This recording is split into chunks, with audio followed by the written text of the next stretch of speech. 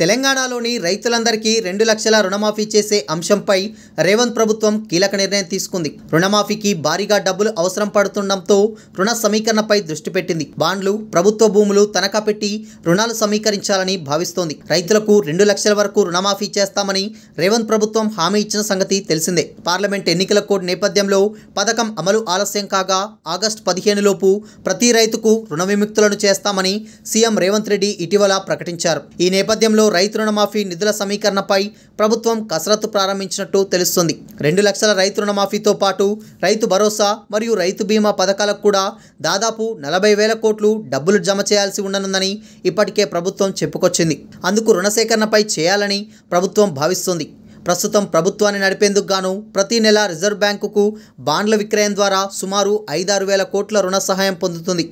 ఇప్పుడు రైతు సంక్షేమ పథకాలకు కూడా రిజర్వ్ బ్యాంక్ నుంచే రుణాలు సమీకరించాలని ప్రభుత్వం యోచిస్తుంది.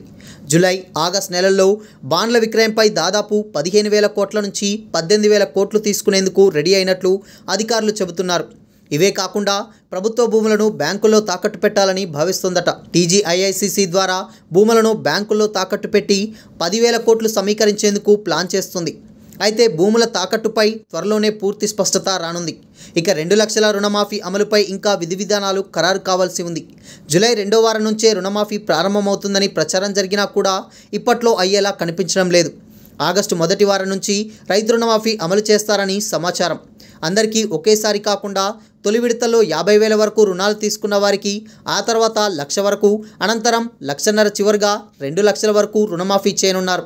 మొత్తం బ్యాంకుల నుంచి రుణం తీసుకున్న 40 లక్షల మంది రైతుల్లో 70% వరకు రైతుల రుణాలు 1,00,000 లోపే ఉంటాయని అంచనా. ఇదిలా ఉండగా రైతు భరోసా పథకం అమలుపైన ప్రభుత్వం కసరత్తు మొదలుపెట్టింది. ఈ సీజన్ నుంచి రైతు భరోసాగా 15,000 రూపాయలు 2 విడతల్లో వేస్తామని ప్రభుత్వం ప్రకటించిన సంగతి తెలిసిందే.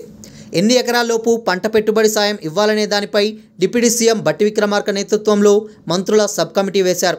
అన్ని రాజకీయ, వ్యవసాయ సంఘాలతో ఈ కమిటీ చర్చించి ప్రభుత్వానికి నివేదిక ఇవ్వనుందని ఇప్పటికే అధికారులు స్పష్టం చేశారు.